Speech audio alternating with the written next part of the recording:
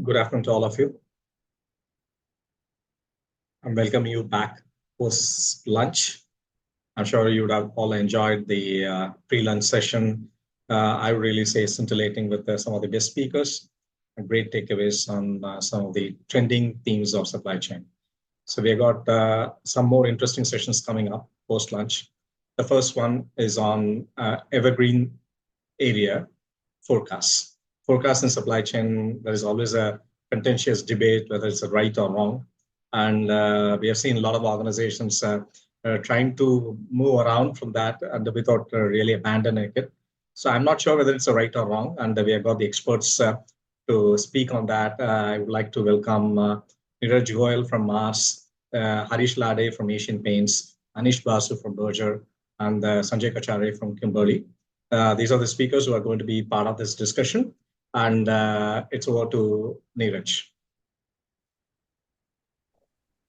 Thank you, Venkat. Thank you. And well said on the forecast. And welcome to all the participants and my co-panelists.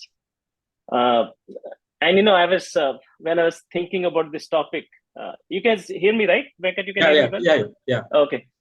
No, and when I was thinking about this topic of forecasting, I think not just in supply chain, but forecasting is an important part of our world. Yeah, I mean, we forecast for weather, we forecast for our GDP, we forecast for everything. We forecast in a personal life, and the reality of the forecasting business is that maybe question of right or wrong, invariably it goes wrong.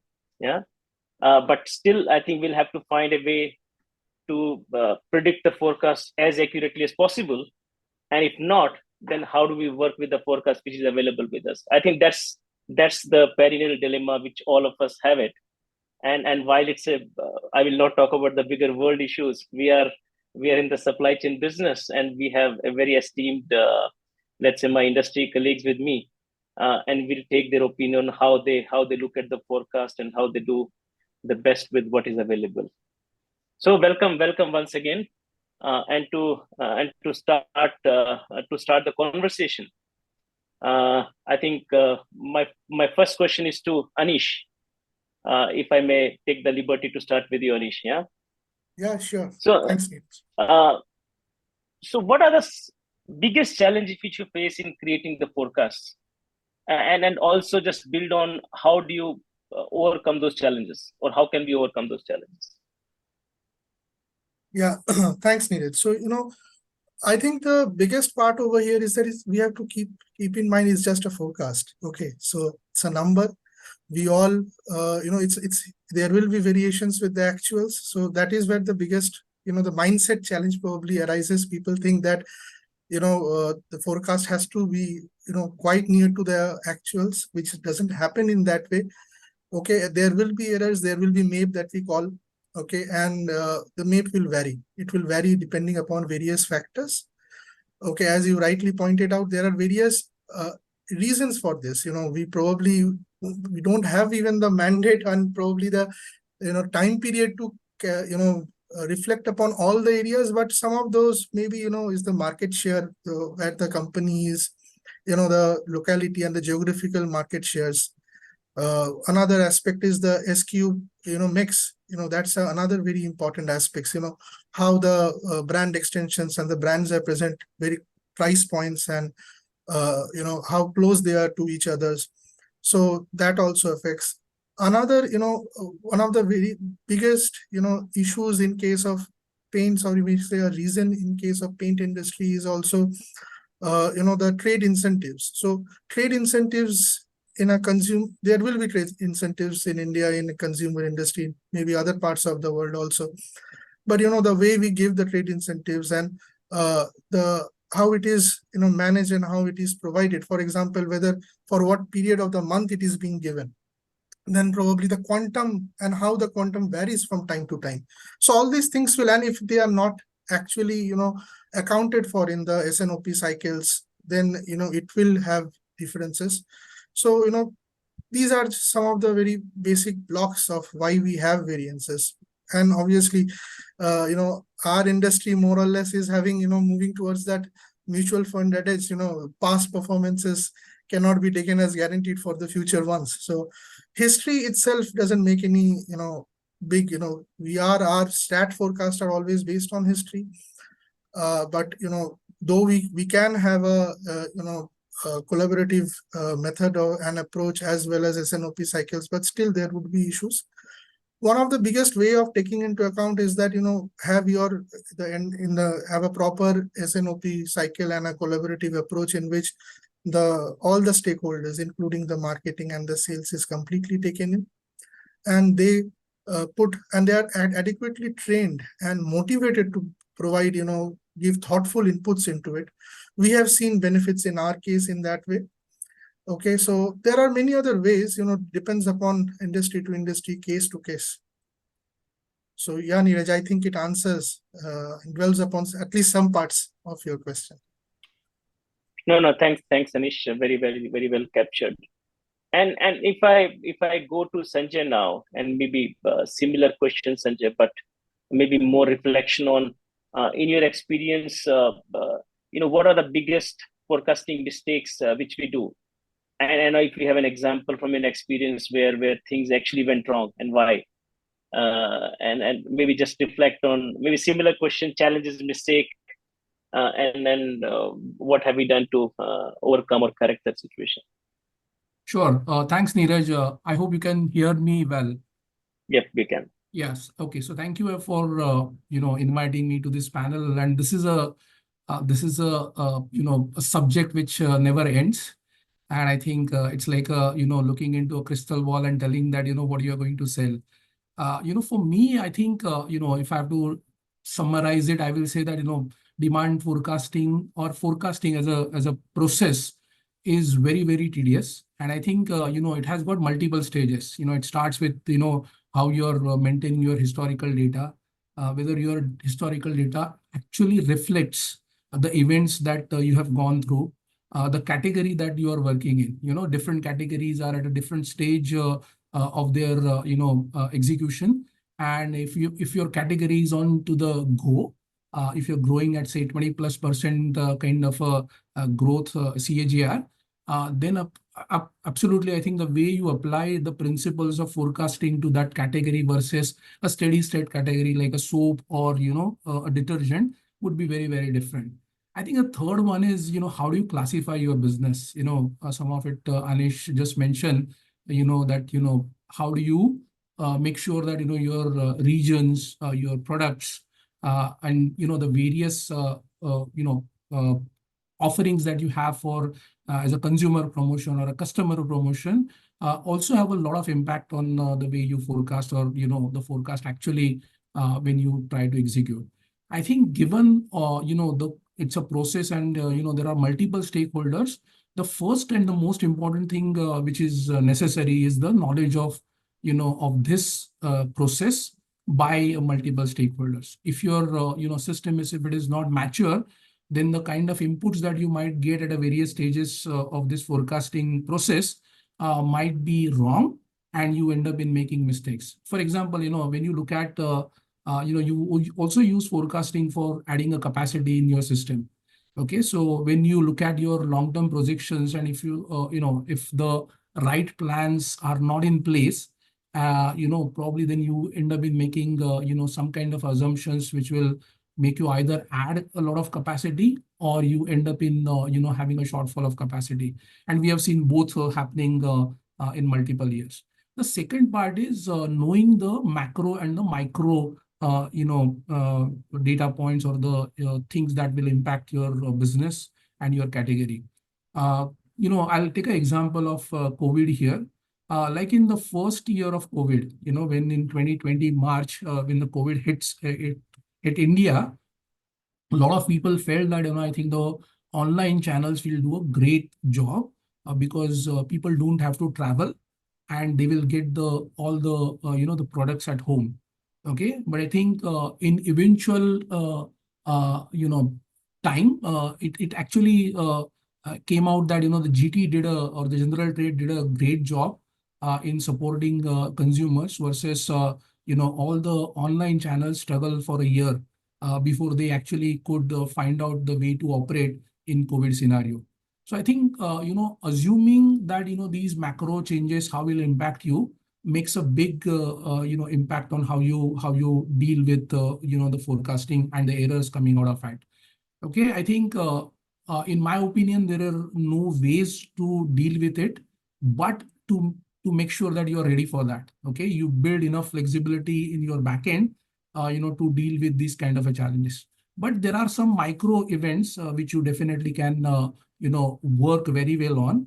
And some of it is like, how, your channels are working. So for example, what we have seen is we actually sell in GT, MT, and e-commerce. So all three channels we sell, and all the businesses are strongly growing for this category, the diaper category that we, or the personal care product category that we work in.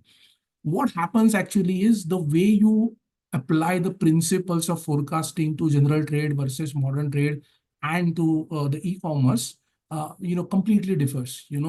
For example, in e-commerce, with the new entrants coming up, which is it's like a 10-minute delivery, applications that you have like Zepto, Blinkit, and all. The environment is changing pretty fast. Okay, and with no history available for these kind of customers and this channel, I think you always struggle in making the assumptions of forecasting these things. I think the best way to deal with it is understand, where and what's the model that they are working on, and use that data, to project something and keep some, buffer at the back end, to ensure that, you address that variability. Okay. Apart from that, I think when you look at the overall management of funds, between three channels, you should know that how your business is going to invest into all these three channels, and how it is going to impact your forecasting. Because definitely in India, it's a reality that all the consumer promotions and the customer promotions have a big impact on your forecasting. So that's the another one where we generally go wrong. There are multiple examples which we can quote, and we do it and we see it every month in our business, and keep learning on it. The third most important, which definitely can be avoided, and I think it needs a bit of a work in all cases, is the new product launch. And I think this is one area where we have seen the maximum forecast errors happening, and we end up in now dealing with a lot of unwanted inventory or additional cost, or in many times some products that we have to salvage or liquidate by the end of the year.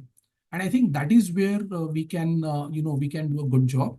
I think new product launch generally comes with a forecasting coming from marketing with insight, and they are always dreaming of best numbers for the insights that they have got from the consumer.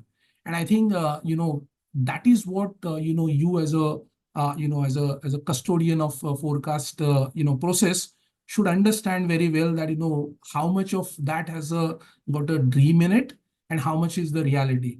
And I think you can take the historical data that you have for similar kind of launches. What is a consumer trend that is happening both in across the channels, and how do you apply that knowledge to this new product launch to take care of that forecasting. The second part is, I think, when we talk about the forecasting for new product launch, it is also necessary that you need to know that how much flexibility that you have in the back end. Okay, where you can take a risk of not producing everything that has been forecasted, but to you channelize it in a manner which can allow you to avoid some kind of losses in future. So some of those things are are the examples where we have faced issues, and all these are real life examples. We have launched one of the product called a different count, which is threes count, with a lot of understanding that it will disrupt the market. It didn't happen, and I think we ended up in taking a lot of inventory write-offs, or liquidating that inventory in a different manner. So some of these examples are the learnings that we should capture as a case studies, which can be effectively used in future, while forecasting the new product launches. Yeah, so that's a long answer, but I hope it gave us a little bit of a glimpses on what are the mistakes that we actually do. No, thanks, Sanjay. And And before I go to Hari, just a couple of reflections from what both of you said. I think Anish, what I like to say is history is never the best predictor of future, especially in a today's environment where things are changing so fast with our consumers, with our industry dynamic, and it's very difficult to. It's very difficult to take all the factors of the future to predict rightly. And Sanjay, what you said is we should not assume forecast to be correct, and as supply chain professional, we should have that understanding it will go wrong, and don't take forecast for, okay, this is what I've got as a forecast, I will just do 2 + 2 and do everything what is as per the forecast. I think we'll have to assume they will go wrong, and then do some of our working or scenario planning according to that. Yeah, but that's a good segue into my next question for Harish. And Harish, I don't know if you want to build on what we discussed so far, but also, we discussed that forecast will have potential for error. None of us will debate that. And despite that, forecast is useful. Forecast will have to be done. And how do you think in this dynamic environment, how should the organization use the forecast to make informed decisions, Harish? Hello, hi. Hope I am audible. Yeah, okay. So I think the context has really been set well by Anish and Sanjay, and I think this is a perennial debate, and often at least at the organization level, the forecast is erroneous, so it is not useful. I think that is really a wrong point to begin with, because at least the way I see it, and is that forecast, whatever it is, whatever error it is, it has to be the starting point. And the whole work which supply chain professionals do, right from the planning, capacity planning, logistics, fulfillment, everything anchors around obviously a number, right? Now the source of that number could be whatever, right? I mean, forecast, a lot of time we associate with the mathematics of it, and then obviously you go into whether this model is enough or not, how can we keep on reducing the error. But in my mind, actually it's a starting point. And I think it's a good starting point to even, use any basic, in different organizations, maybe in different levels of maturity. And depending on where every organization is, they can begin with whatever is the starting point number. Yeah, and today we got enough tools and technology which give you a starting point number, but that becomes the starting point to converse, get into a discussion with the sales team, and this conflict and the consensus building process is never ending, because the sales inherently will want to have a positive bias. They would as what Sanjay and Anish mentioned, they'll be dealing with the real dealer networks out there, their promotions, they'll have an aspirational forecast to it. And from supply chain side, we want to always have the least cost, most optimum, no write-offs kind of a thing. So it has to kind of go from this and it's a meeting of a midpoint or whatever your organization wishes to follow. And so at Asian Paints, forecast actually drives everything. And when I say forecast, it need not be the pure mathematical number, but what really happens as part of an overall, process of consensus, which begins both from a statistical number, goes to the sales team. There's a bottom-up feed, there's a top-down feed, there's an aspirational feed, and you kind of arrive at a number, and that drives everything out there. There are other types of forecasts also, which we kind of end up doing, and those are really long-term forecasts, which really talks about how my overall capacities are coming in. Because at least in our industry, to really set up factories takes at least 3 to 5 years, given the nature of industry we are in. And a lot of other industries may have similar gestations, right? So over there, you are really not even looking at any statistical engine. You're looking at macro trends, and then you're looking at GDP growth and so on and so forth. So again, that is a different type of forecast which you kind of get into when you look at capacity planning. So what I'm trying to drive at is there are layers of forecast, and the usefulness of that is different based on what is the end game you're trying to achieve. Yeah, there is the monthly cycle, monthly rhythm, which is driven by your, the sales aspiration and the immediate operational cycles. There are midterm to 1 year planning, which goes into your annual budgeting planning. And then there's really something called long-term planning, which has its own set of forecasts, which is less statistical, but more about, what is the company strategy. And then obviously you will do a kind of a overall mixed direction from the history and so on and so forth. So in a way, the forecast, I don't think as supply chain professionals, we should really see, if it is having an error, it's of no use, multiple uses. Operationally also, it goes into a lot of other engines, right? Your inventory setting policies, really bringing in, how and where should I stage my inventory? What are the clusters where, I can aggregate inventory so that, I can have a more service level at a lesser cost. So essentially what I'm trying to look at is that I think just focusing on the error part takes away a lot of value of where forecast can be really used. And really, the way I see it is that it's the starting point for, driving the conversation.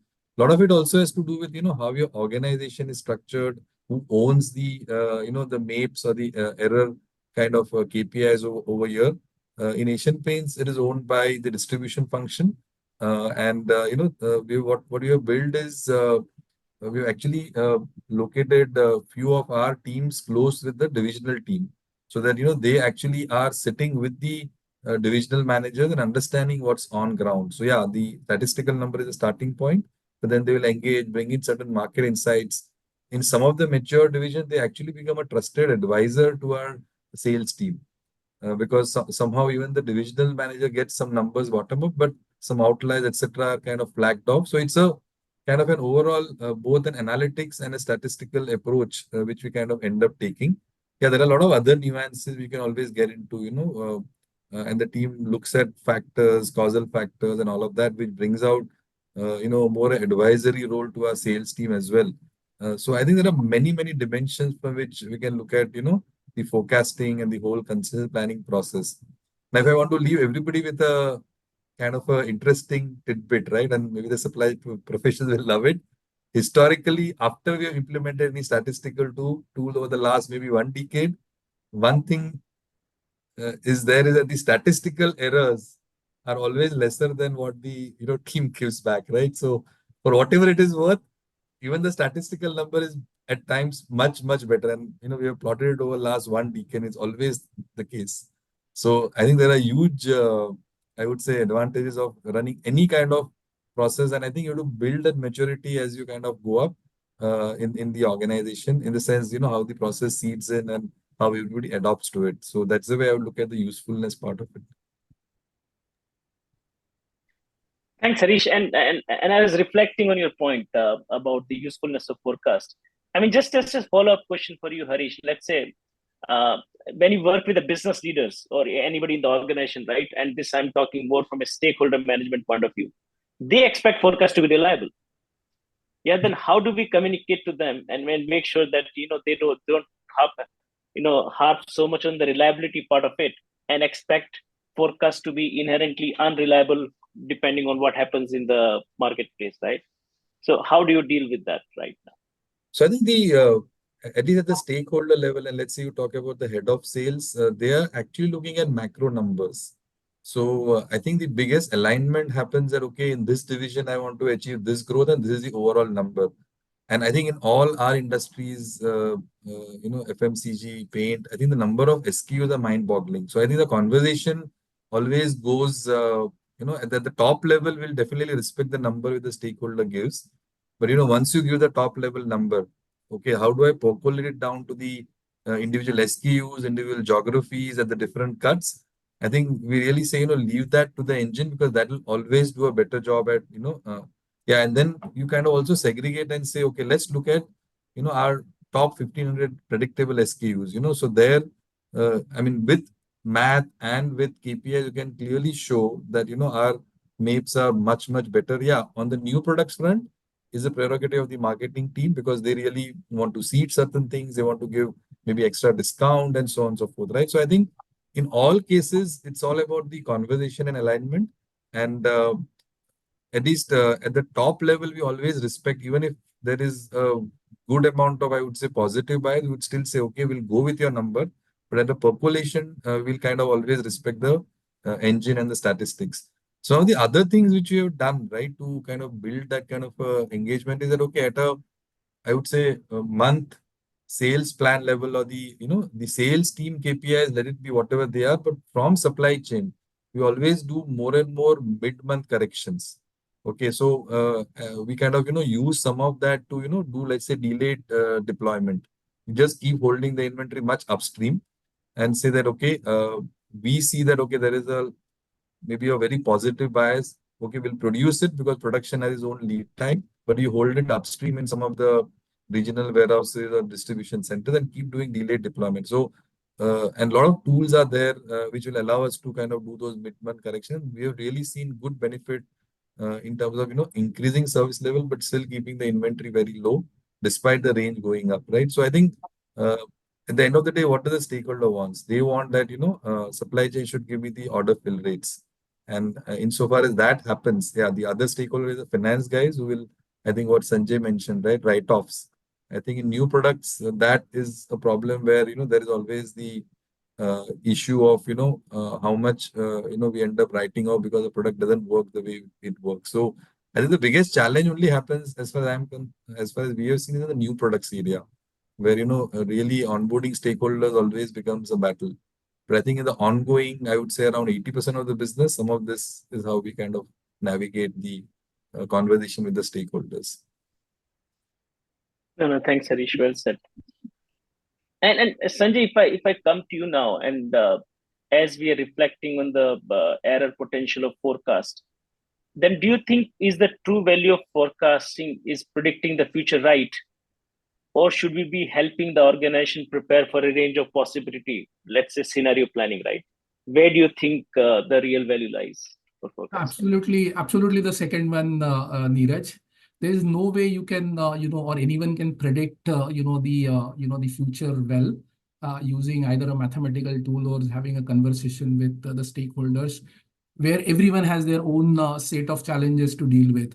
I think, what is the expectation from a supply chain? The supply chain is expected to, help in top line delivery, and also multiple other things that, has been mentioned now. So when you use a forecast, the forecast is something that gives you some kind of an anchoring number, to work on some of these things. Like, for example, you use the forecast to plan your capacity. You use the forecast, it's a long-term forecast. You use the regular, monthly forecast to, plan your, the actual production cycles, at various factories.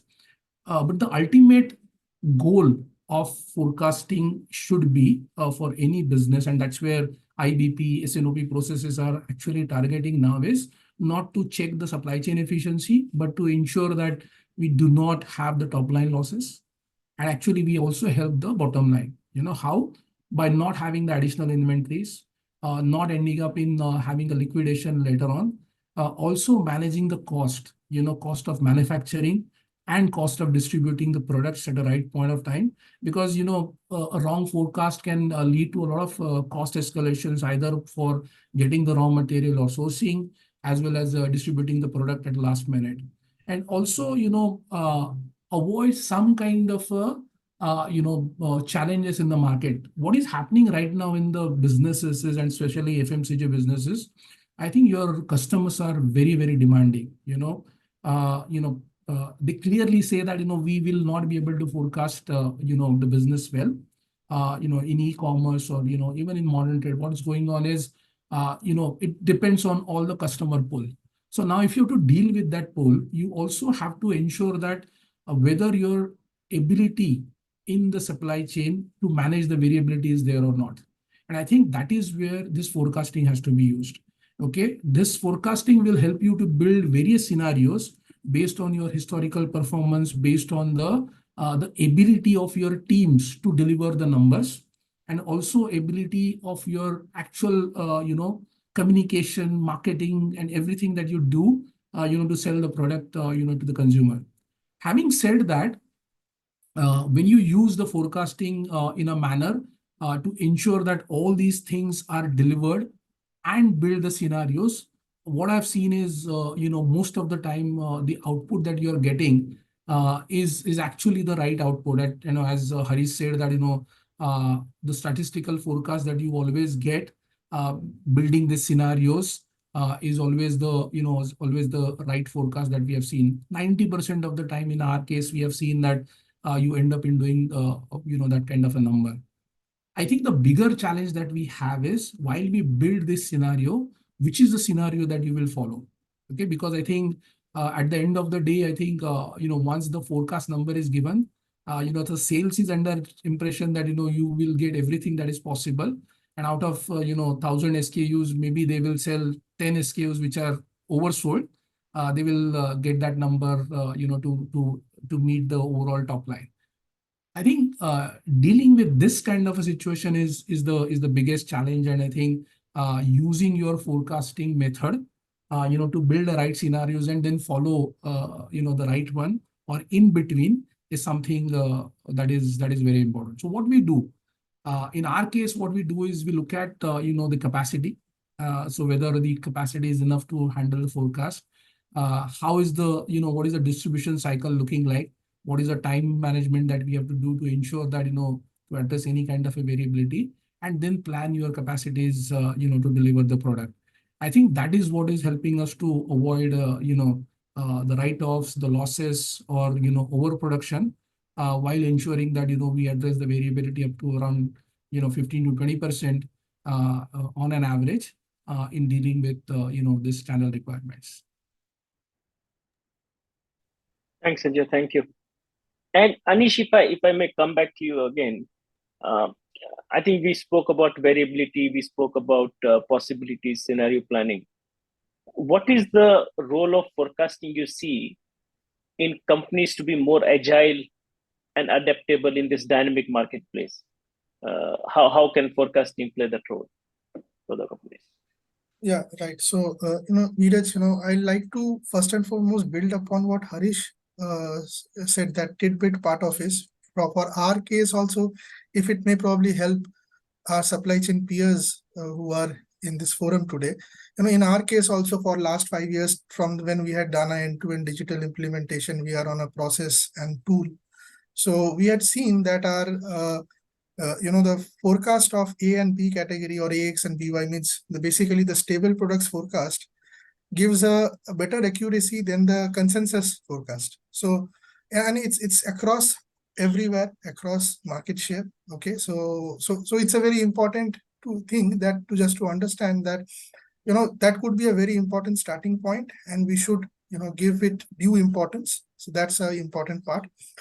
And moving on from here, for the even where it is for the tail, for there also, obviously the consensus part helps a bit, but still the consensus numbers are not very much better than whatever we are getting from the forecast numbers.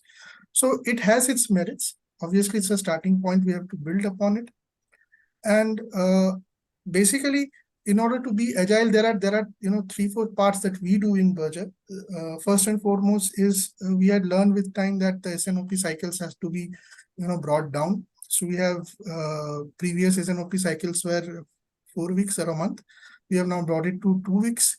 Maybe not the bi-weekly one or the mid-month ones are not elaborate S&OP cycles or collaborative cycles that we have in the for the entire month part.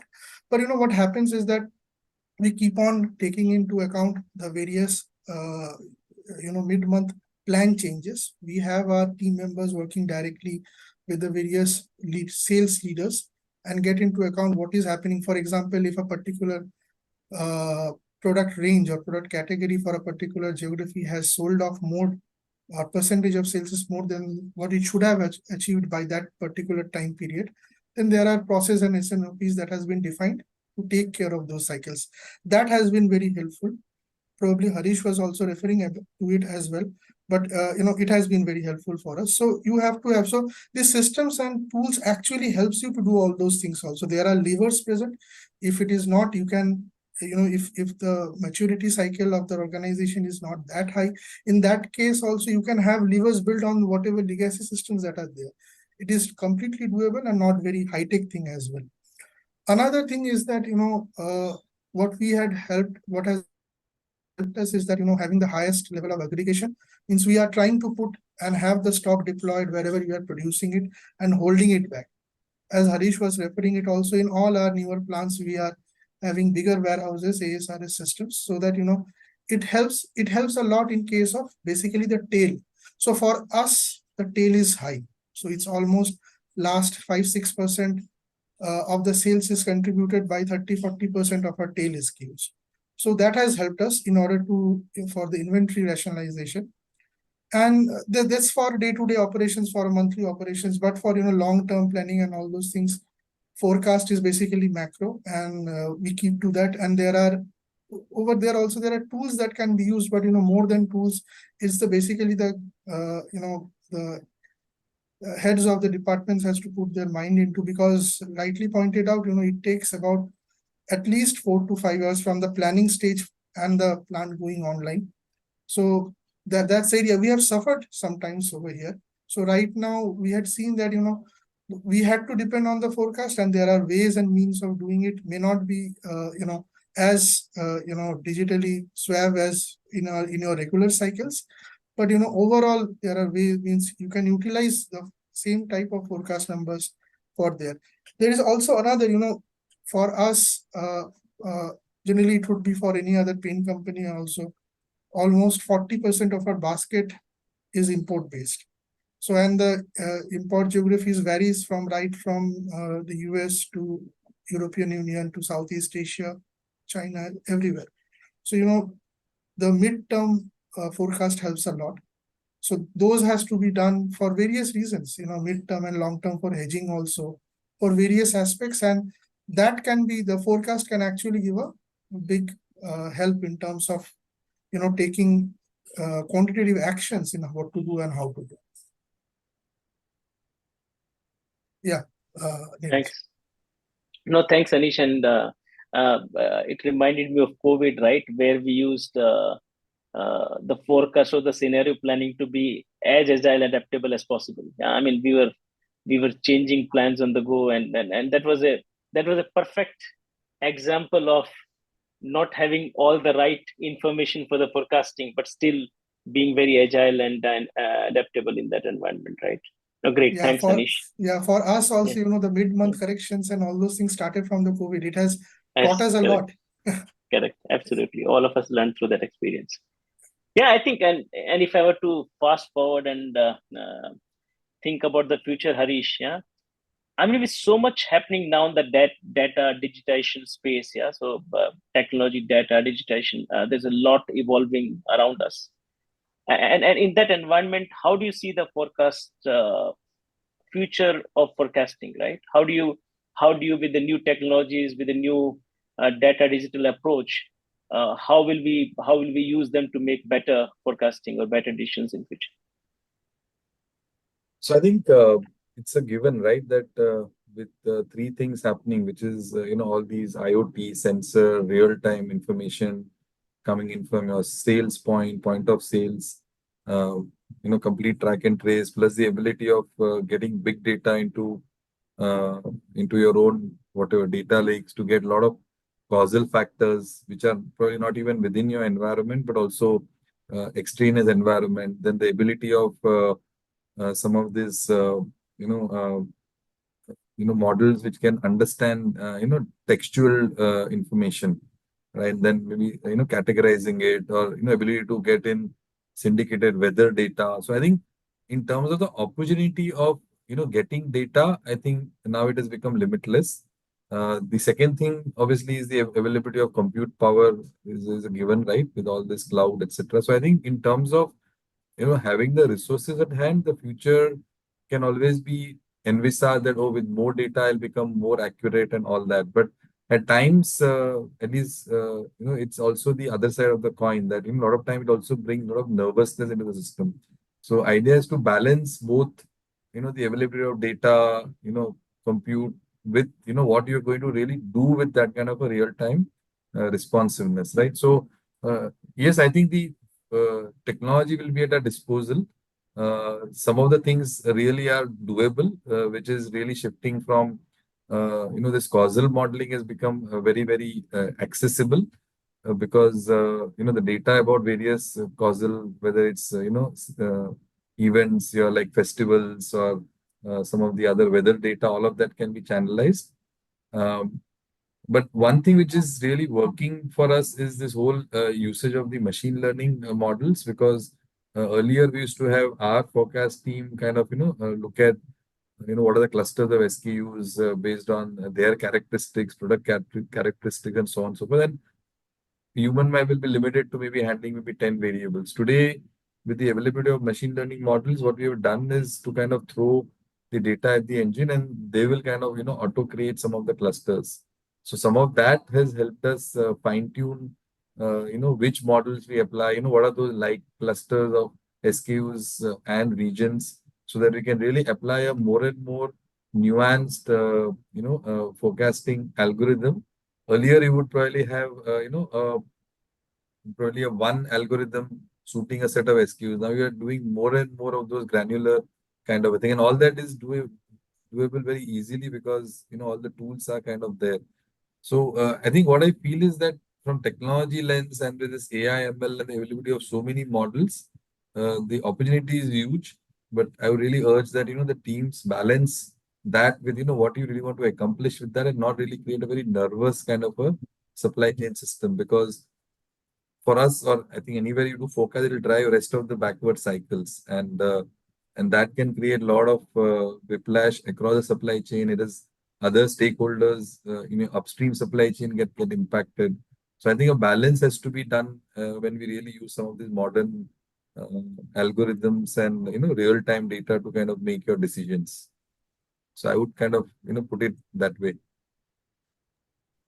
No, no, well said, Harish. And one thing which obviously with all these machine learnings, all the data digital available, forecasting has a lot of potential to improve. And one thing which I have been personally nervous about is, because the machine learning can be garbage in, garbage out, and that's where the importance of accurate data becomes very important.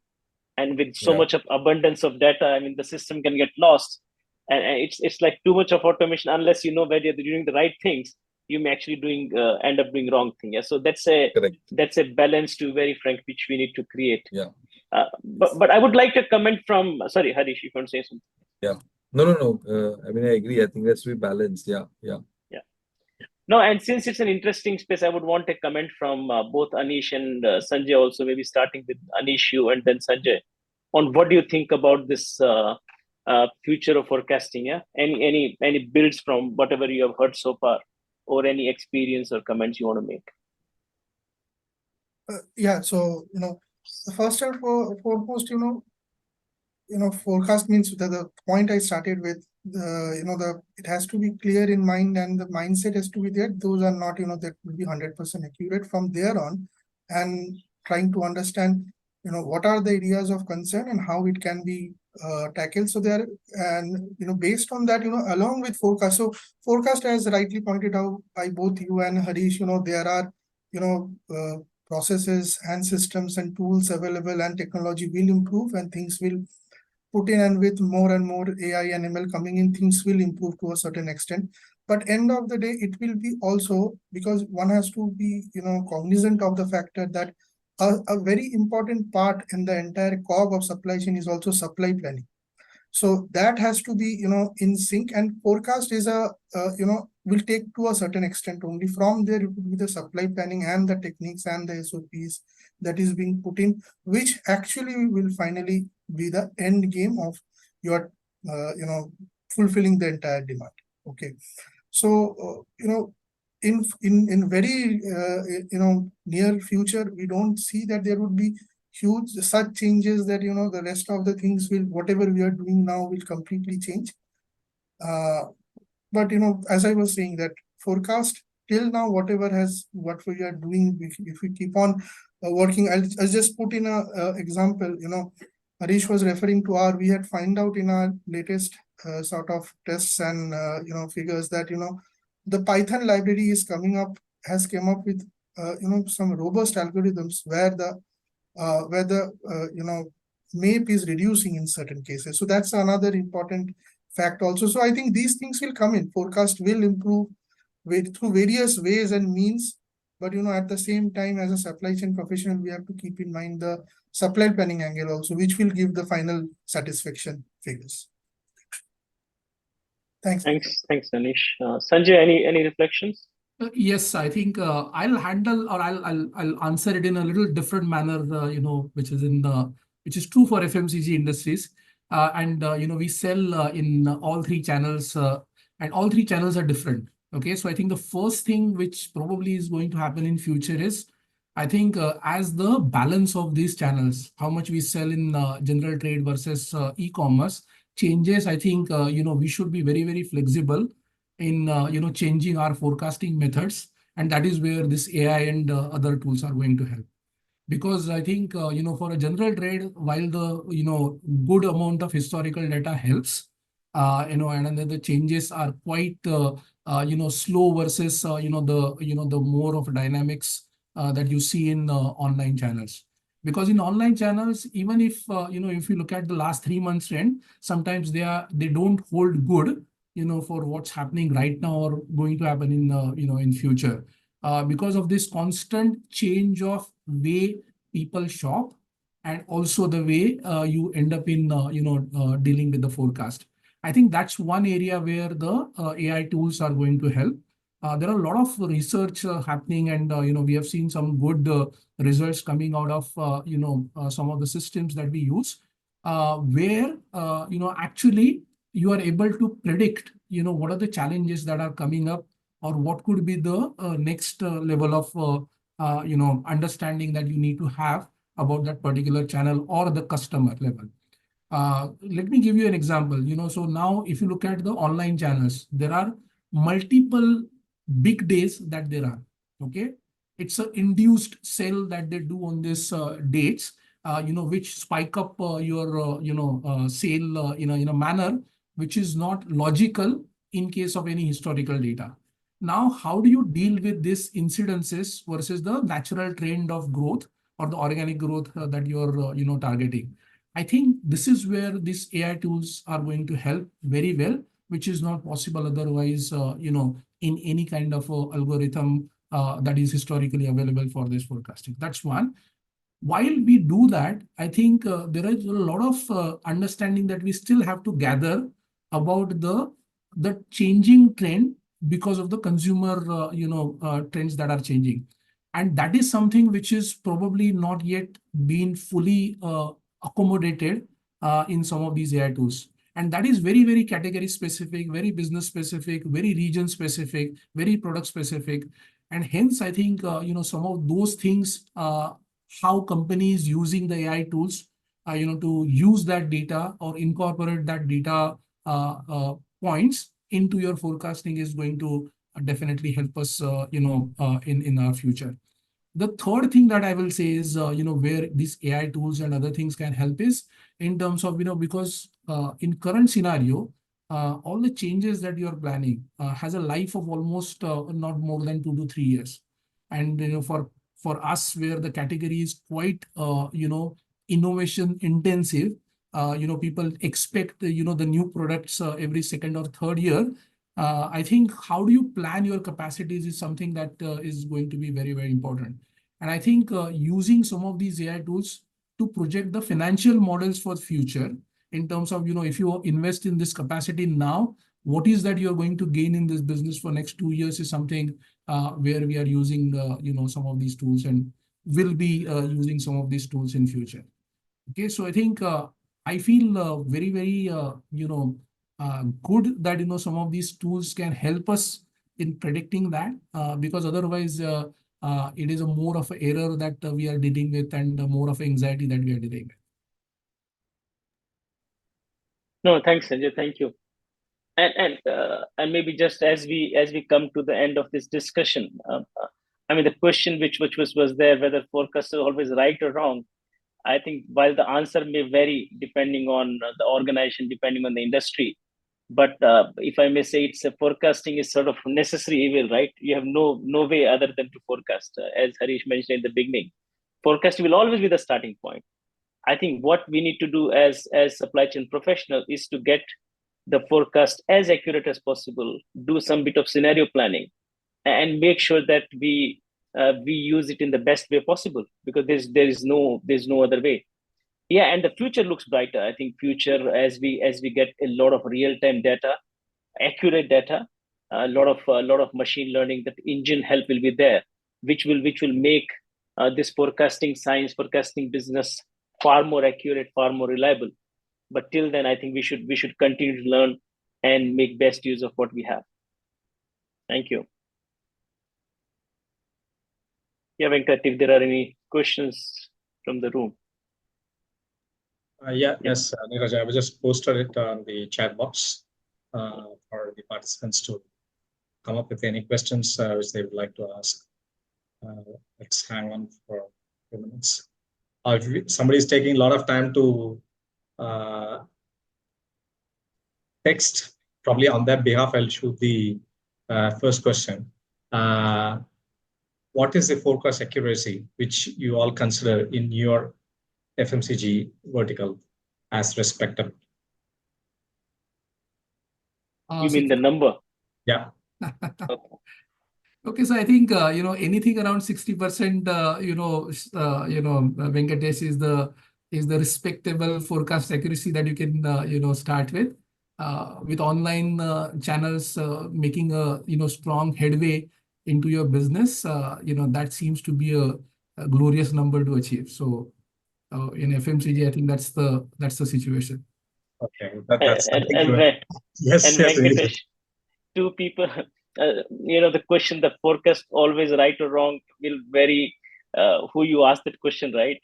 Because my answer would be slightly different. I would say 75% at a depot SQL level, right? But again, I'm saying it's the context, it's the expectation from the stakeholders. So Okay. it's not a right and wrong, yeah. But Okay. I would say maybe for me it's more like 75% is a good number. 75%. Okay. I think, that would be a sort of a shocker for other industry verticals because they usually talk about 85, 90, and they will be scared, or, if they hear a number like a 60, 75 like that. Even for me personally, although I have never worked in an FMCG hardcore like all of you, I happen to have 2-day engagement with one of the top beverage company globally. And that's the first place I came across this. That I was stunned for my lifetime. How come they are operating at so low level? And the next $1 million question is, why are we respecting them? As someone outside the FMCG, if someone talks about a 70, 60 or 70% in any other industry vertical, I don't think they will not be even talking about it. But here that's one of the top rated Gartner supply chain, and they are operating at 65, 70. This almost in this range what you all are quoting, and I was stunned on that. Now another follow-up question is, more or less we are this number takes me to a place where it doesn't really make sense to master it because you're all veterans. Yeah, I'm sure like you have put in decades and you have tried every trick in your game.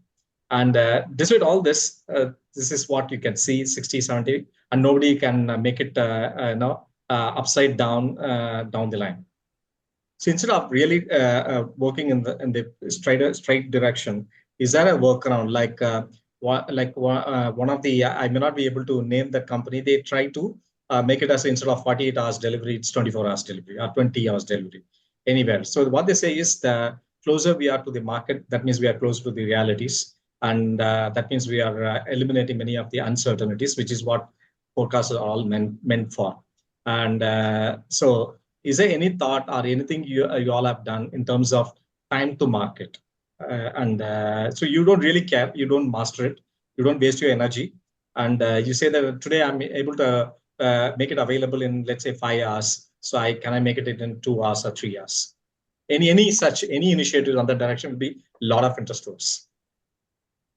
No, Venkatesh, see, distinguish forecast from fulfillment. Now, if I make a promise that I want to deliver it in 24 hours or 48 hours, how will I'm not going to manufacture it in my plant and make it available in 24 hours. I mean, maybe some SKUs can be done like that, but at least there will be a lead time. Your factories will always be located at maybe certain aggregates. At least in our industry, they have to be, right? Because they have certain capacity and also, yeah, you can have a fulfillment structure. In fact, over there, you need to then, and if your accuracy of forecast is not there, you have to stack up huge amount of inventory then.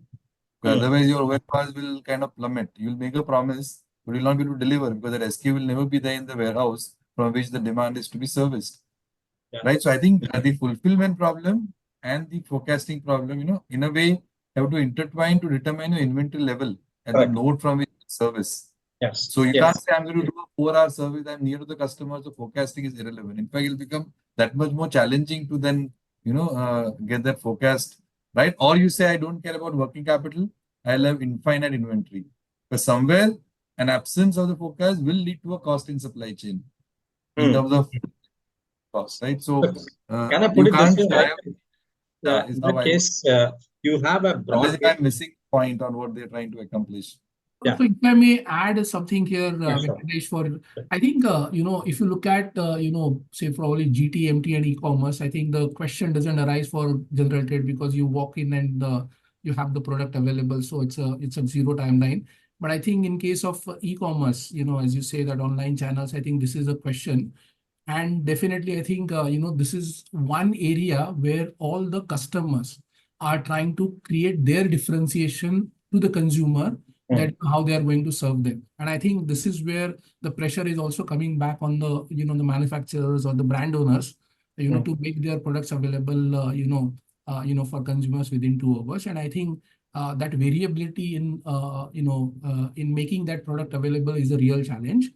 Some of the examples that I can quote is, what we are doing is making sure that we run models like, last mile delivery through our warehouses. Okay, so I think the product is directly supplied to the consumers from our warehouses.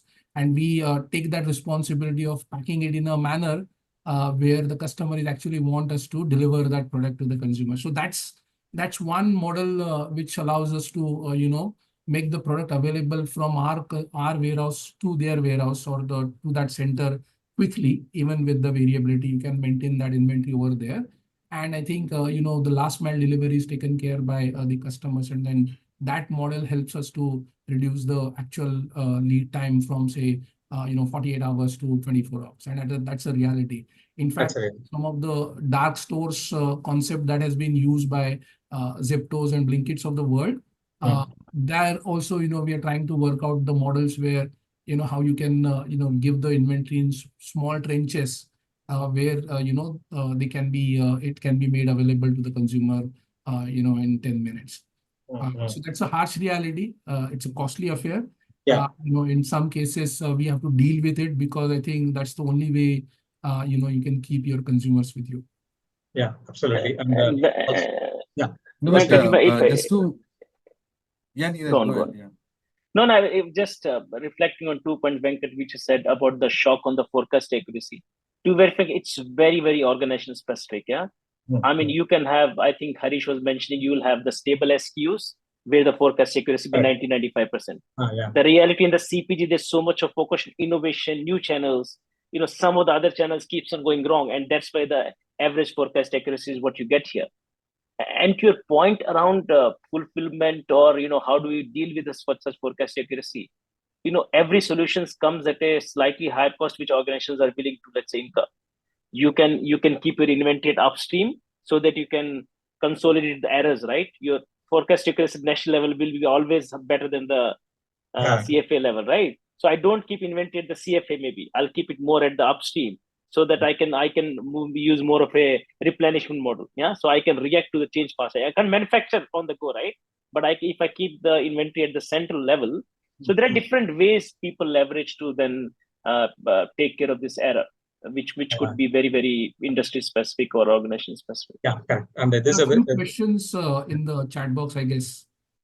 Yeah. So before that, I'll have one more follow up on that. So even I've seen the technology deployment in FMCG is pretty low compared to a normal other industry, which I actually challenged one of the top beverage company, and he said that if you want to see any sort of technology, the nearest market is these are the words he told me: come to Riyadh.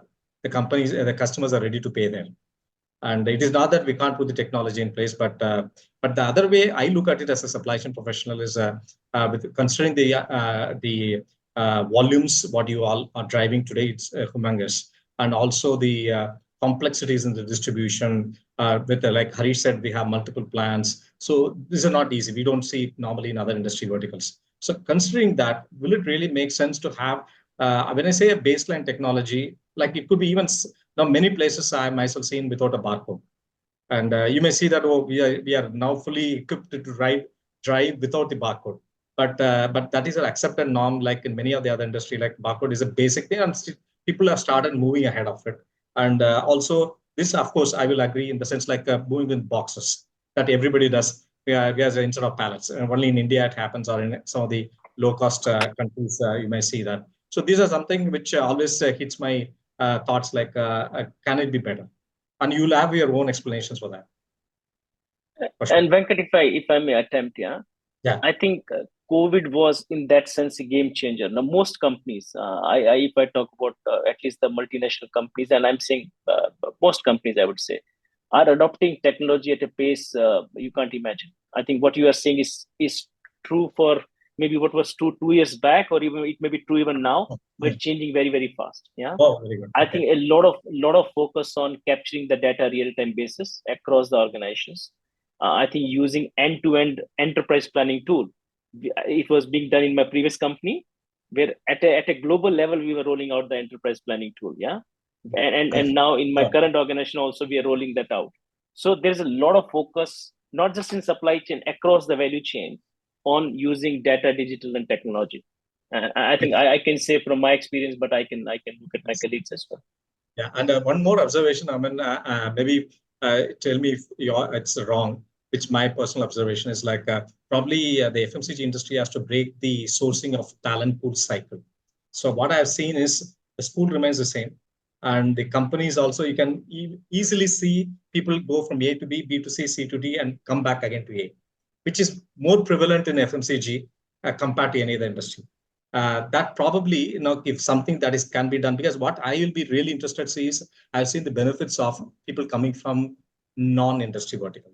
So that is because you all have gone beyond 90%. So you would have tried, as I said, with all respect to FMCG veterans, not even 90, maybe beyond 95%. But the new opportunities are not lying in this circle, but beyond that, but which is easy to do. I mean, it's not a rocket science, I'm telling. And but maybe you have your own challenges under this one, but I see a new beautiful world outside this. That's one thing we always recommend to our FMCG clients. Why don't you try this? Maybe Harish or Sanjay, Anish, any of before we close. And also, there's one point if somebody can respond for the new products. How do you approach? Any quick thought? So probably I'll take a short at it.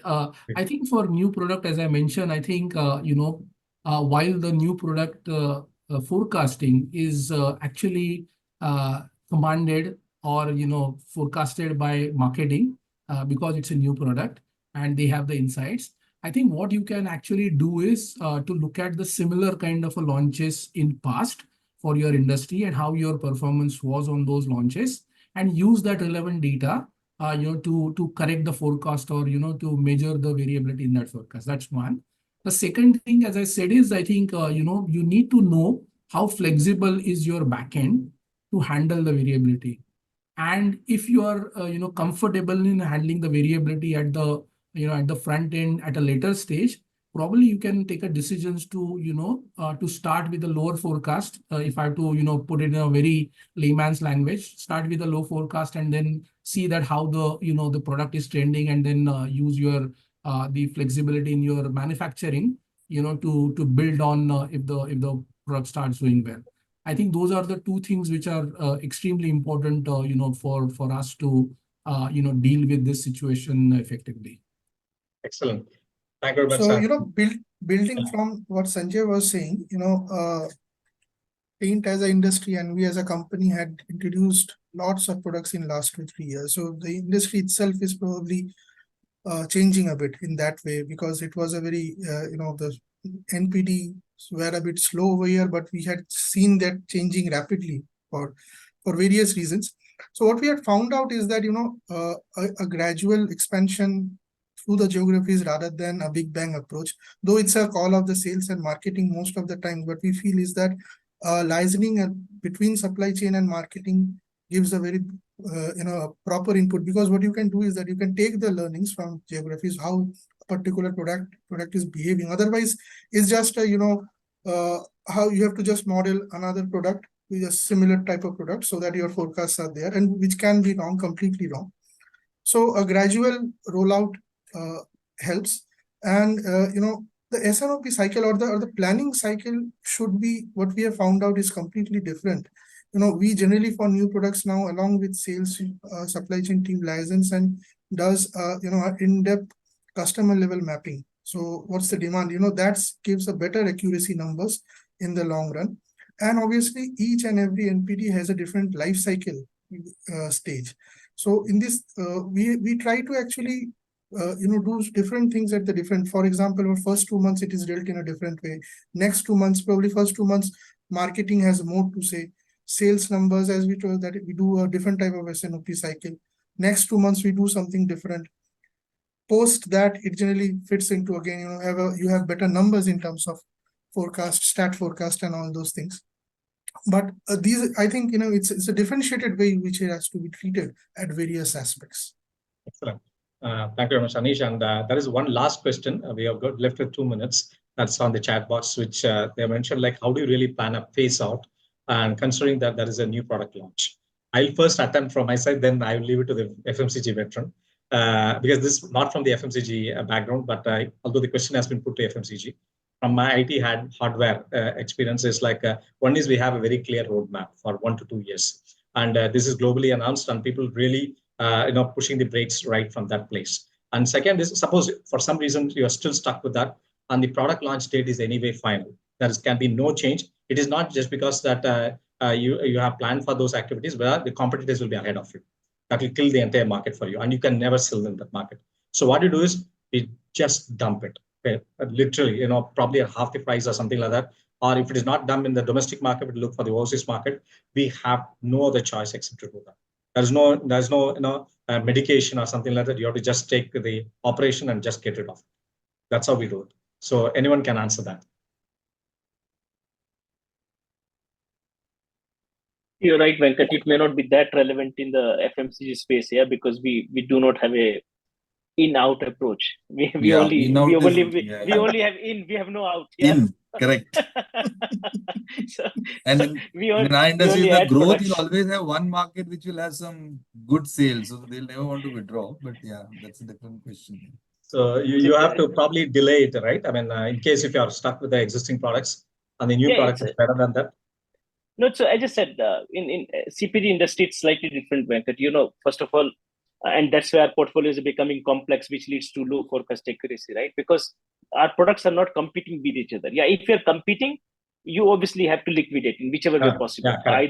And these are, most of our value products are not high value, right? You can always either write off, give discounts or whatever.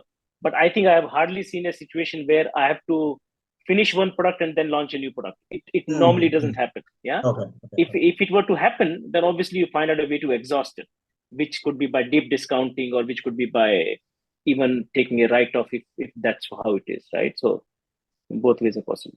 So basically staying in that forecast numbers, I think that, with gradually we'll see forecast accuracy numbers going down with the type of SKU mix, the evolvement that is happening.